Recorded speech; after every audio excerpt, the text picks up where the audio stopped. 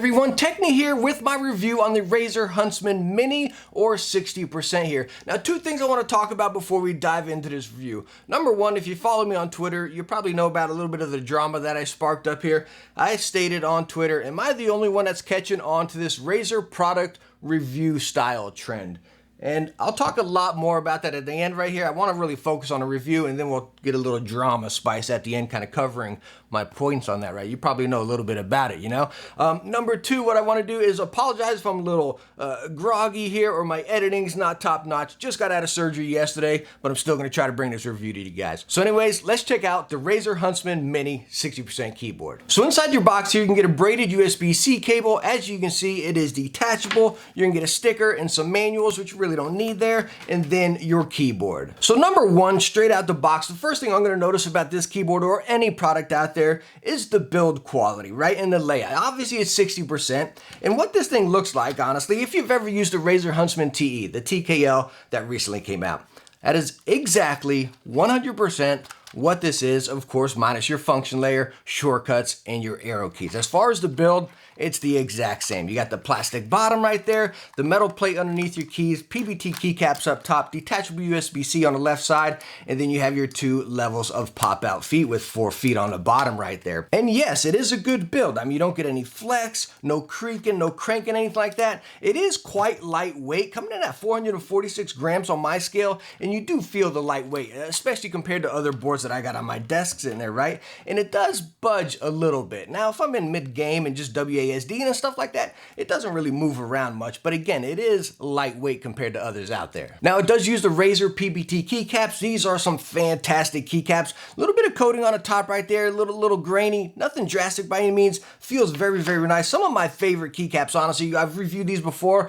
I actually use these keycaps on my SteelSeries Apex Pro. Love these keycaps. Only coming at 30 bucks, and you change the color. I believe they sell green, pink, and the white ones, as you can see I have here. But whenever you change them out on the 60% right here, for example, looking at the white ones, they're just blank right there. Now on the 60%, you have all your shortcuts, which brings me right back to it in the beginning when I stated you don't need the manual. That is because, again, all your shortcuts are printed right on the board, which I honestly love. They're side printed, not on top of the key right there. So you always know which function, which button to press, whether it be your media controls, your RGB controls, or anything like that, which is really fantastic. But again, keep that in mind.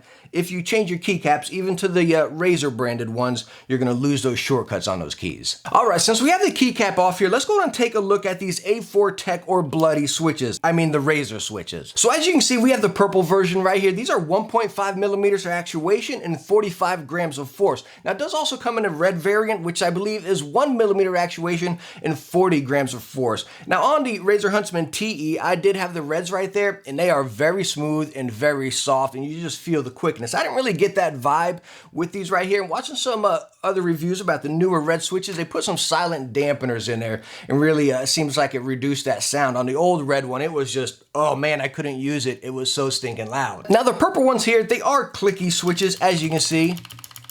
So you get that, you know, traditional clicky sound right there. But the thing about these optical switches, this style right here, these Razer ones, they're just, you got that stabilizer on each key right there. And it's not necessarily like, I don't know, you gotta say it's just rattle, but even when it comes back up, you get the sound. Like usually when you press a switch, is when this goes down, you hear the rattle. But these guys, when you also release it, you just hear it, and it's all over. You're not gonna be shaking your board, you know what I mean? You get that in every optical keyboard, right? We've had other optical keyboards with optical switches. I'm saying optical all over the place. Let me try this again. All right, so what I'm trying to say right here, again, with optical switches, how they just kind of go down there, you can hear it shaking. Here's a keyboard with regular MX style optical switches. And you can hear they just shake around like that. Is that a bad thing? I mean, when you're gaming, you don't really hear that or anything, but you kind of feel it. They just feel a little bit looser, a little bit more plasticky, if that makes sense. But the best way for me to really explain this to you is give you a sound test. And I'm also going to bring out some other boards and give a sound test of them, some with a metal frame, some with a plastic frame, and just let you hear the difference, and you can kind of sum it up for yourself.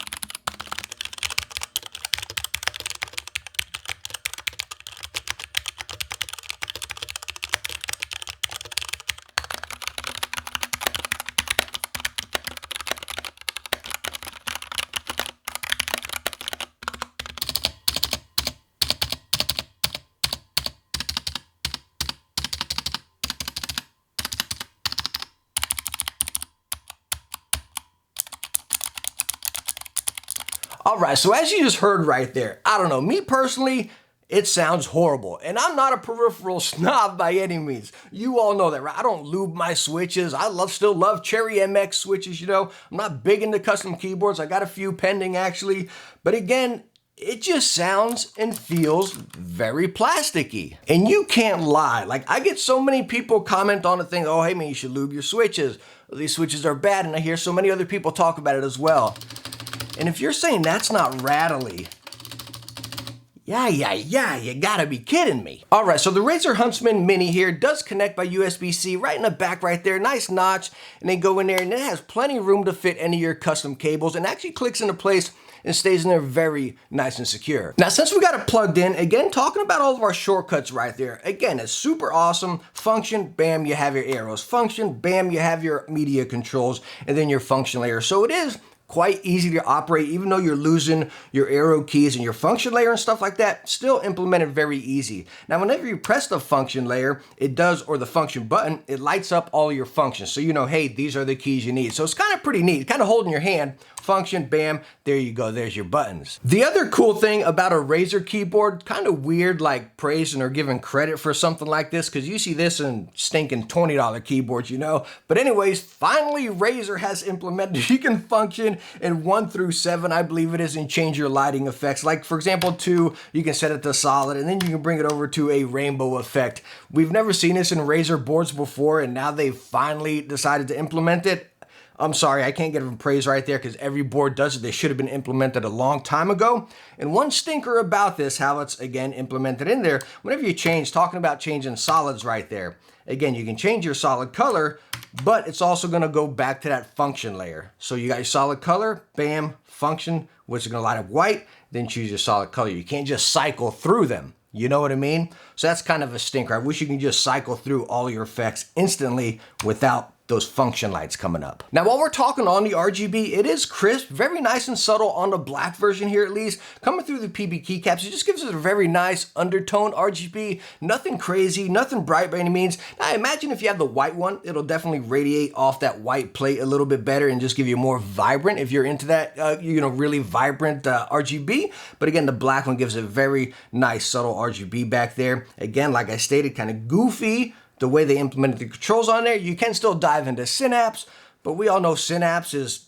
just as goofy. It doesn't save any of your RGB effects on there. You need to have Synapse open to have those effects on the board. All right, so let's go on and wrap up the Razer Huntsman Mini here, and I'm also gonna talk about that little bit of Twitter drama that I stated in the beginning. But wrapping this board up, this one comes in at $119. You can get it at $129 with the red switches right there. It's pretty expensive for a 60% board, right? Kind of wrapping up the board, if you want the easiest conclusion of it, it's the Huntsman TE, again, without the function and arrows. It is a spitting image, and that is exactly what it is in 60% format. So with that price right there, that's the biggest punch in the gut for me at least. $119 for the one I have right here. Let me just bring out a couple that I'd like to compare to that I did some of those sound tests with as well. The Keymove Snow Fox, hot swappable and everything. I believe it starts around 89, something like that. Let's go over here to the HK Gaming Endure God Venus. This guy starts at 99, full metal body. You can get Cherry MX Getaron and Kale switches with this guy. This keyboard is a stinking beast right here, right? I'm gonna even go as far as recommending the ANPRO 2 over this guy. And you all know my opinion on the ANPRO 2, right? It's nothing special, but that's exactly where this fits right here. I know some of you might be asking, hey man, what about the Ducky One-Two Mini? Or more importantly, what you should be comparing it to, again, in this price bracket, is the Ducky Mecha Mini. Because the Ducky Mecha Mini is, what, 119 bucks, 129 bucks, right? That's the exact bracket that's in right here. And you can adjust your effects and everything right on the board just like this. And the Ducky Mecha Mini will just crack this thing in half. I mean, as far as quality, all these boards over here feel like they're built better than these. And again, I'm not trying to dog this keyboard. Don't catch me right there, because I know there's gonna be a lot of Razer fans out there that aren't gonna like my opinions right now, you know what I mean? But hey, I'm gonna give it to you honest, right? Razer didn't send this to me, right? But seriously, as cool as the board is, and it's a good board, it is a good board. It's not a piece of trash by any means, but at 120, 130 bucks, Like, there's no way I could recommend it with all the other options out there for less money. And I'd like to put you to the test right there. You don't got to put it in the comments if you don't want, but just sit here and think about it for a second. Why would I want this keyboard over this keyboard? Let's talk about the Venus, right? $100 with the Gateron Reds, which is going to feel just like the Razer Reds, right? Why would you want this board over this board? And I just want you to think about that. And the only thing you're probably going to be able to come up with is that this is Razer, and you're a Razer fan and it matches your other peripherals right there. I don't know, maybe you're a big fan of the switches right here, which, yikes, not sure how that could happen, you know what I mean? But that would be the one thing, is that it's a Razer product. And I am right there with you guys. It is awesome with the company finally bringing a 60% board into the game. It's pretty cool. It's like Logitech G Pro X with the hot swap. They brought that in there, right? I think it's awesome with them. Again, kind of, a lot of people want to say listening to the community. I call it following trends. You know what I mean? Razer is a company, a very, very big profitable company. You know, they know what's going to sell. You know what I mean? It's not necessarily listening to people. It's like, okay, hey, this is the trend. Let's make it happen. And they're going to do it. You know what I mean? And that's what they did right here. And it's going to sell like hotcakes. You know what I mean? And like I stated, it is a good board, but that's what it is. It's a trendy board that a big company came from. And yes, other companies should do it as well. But you gotta bring something else to the table. Bring something that's gonna knock these guys out of the park. And this doesn't do it. So that's pretty much my conclusion on the Huntsman Mini right here. It's a good board. Is it a great board? No. Are there better options out there? Tons. But again, it is good. And if you just use Razer products, you're not gonna go wrong with it. So now let me just chime in a little bit as far as the Twitter drama when I stated, hey, aren't these Razer reviews starting to follow a trend right here, right? Let me just tell you, the main reason I started this YouTube channel is because I'm sick of commercials on YouTube. Not commercials like ad rolls. Hey, by the way, watch those ad rolls. But as far as a company sending you a product, which I've gotten many from many companies, you know what I mean? But that doesn't mean you need to swear by that product. It doesn't have to be your main keyboard. It doesn't have to be the new greatest thing out there just because the company sent them to you. And that's the vibe I'm getting. And I hear it from a lot of other people as well. And I honestly get it too. Like, and again, focusing on Razer products right here. The Viper Ultimate. Oh man, this is my new main mouse now, you know? So many other Razer products. This keyboard. Oh man, this is my new keyboard now, you know what I mean? And I love Razer products. You can go check out many of my other reviews out there. The Black Widow V2, whatever it was, TE, something like that. I love that keyboard. I absolutely love it. And I love those yellow switches. That's what I wish they would have put on this right here. But again, my point is not that I hate Razer products. I love Razer products. But not every stinking new Razer product that comes out has to be the new greatest thing and your new favorite keyboard. Because again, talking about this one right here, like, how can you even recommend this with the other options that we talked about before? Just that part right there just really upsets me. You know, us as reviewers, we're not working for companies, at least me. I don't work for companies, never accepted $1 from a company, you know what I mean? And I mean, yes, they do send us products. I did not get this sent to me, by the way. But it's kind of like, how in your right mind can you tell someone, go spend 120, 130 bucks on this board when there's multiple other boards out there? And I'm sure there's gonna be a lot of comparisons coming up about this and the Ducky One-Two Mini. You all know me and the Ducky One-Two Mini. That's the board I love to hate, or I hate to love, right? I love that board so much, but it's just, I always say it's not worth the money at 100 bucks, you know what I mean? I'd go to that Venus all day long. But yeah, I'd recommend the Ducky One-Two Mini over this. And if you're willing to spend this money, again, you go to the Mecha Mini, and you're gonna be so much more happy. And again, we don't hear that in these other reviews now with the Razer product, right? You know what I mean? We got these other reviews, people talking about Rattle and hating on Rattle on other boards, or scratchy switches, this, that, and the other. But on this one, it's just okay, and it slides by, and we say it sounds great. Now, no, it's not every stinking review out there, right? So you can pick whichever ones you want. I'm not here to mention names. You know what I mean? But again, it's just like, let's be consistent, and let's bring it through right here. Sure, the company sending you this keyboard with your cute little name packaged on it, printed on it there, cute little wooden box and everything. Yeah, right? But you still don't have to praise it, right? There's nothing special about this at 130 bucks. Let's be real, guys. Come on, keep it honest. So I didn't want to bring too much drama into this video, but it really upsets me. And again, this is why I created this channel, is to bring honest, straight up reviews there. And I understand there's fans and people are going to like other things better than other things and other people. Everybody is allowed to have their opinion. Trust you me, everybody is, whether it's on Twitter, YouTube, or anything. And every reviewer should have a different review type thing. I don't say should. I mean, you can think the same things, but they're gonna say different things. It's their channel, it's their opinion, just like me right here, you know what I mean? But again, it's a trend and you can go watch it yourself, watch these Razer reviews. Everything is the new greatest product coming from Razer, and you're not gonna get that right here. You're gonna get honest consumer opinions. So hey, thank you so much for stopping by and watching this video. Sorry about the drama. I just really wanna kinda implement that in there and just let you know my side on it. I'm very passionate about it. I made an actual video about it and I'll plug it right down below so you can see it. Maybe I'll throw it up right here. It's called an inside look of a tech reviewer right there. So you can kinda see my side on it right there. But hey, thank you so much for stopping by and watching this one. I hope I answered some questions if you were looking into this keyboard right here, or heck, any of the other ones down there. I'll link for those as well down there. But thank you so much. I hope you enjoyed it. If you did, hit that thumbs up and don't forget to subscribe for future. Don't forget to subscribe for some future tech videos. I need to go lay down.